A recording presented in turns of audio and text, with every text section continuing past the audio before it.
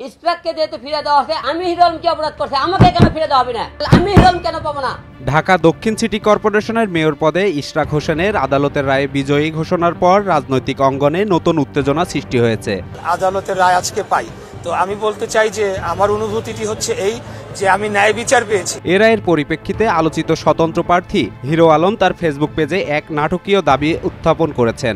Hero Alam, যিনি বিভিন্ন সময়ে ঢাকা 17, বগুড়া 4 এবং বগুড়া 6 আসনে সংসদ সদস্য পদে প্রতিদ্বন্দ্বিতা করেছেন, তিনি তার ফেসবুক পোস্টে উল্লেখ করেন, যেহেতু ইশরাককে ঢাকা দক্ষিণ সিটি কর্পোরেশনের মেয়র ঘোষণা করা হয়েছে, হিরো আলম ঢাকা 17, বগুড়া 4, 6 আসনে এমপি পদ ফিরিয়ে দেওয়া হোক। আমি তো অনেক নির্যাতিত হয়েছি, আমার এমপি পদ ফিরে দেওয়া হোক। উল্লেখ্য, 2023 সালের ঢাকা 17 আসনের উপনির্বাচনে হিরো আলম স্বতন্ত্র প্রার্থী হিসাবে প্রতিদ্বন্দ্বিতা করেন। নির্বাচনের দিন এক কেন্দ্রের বাইরে হামলার শিকার হন, যা দেশব্যাপী আলোচনা সৃষ্টি করে।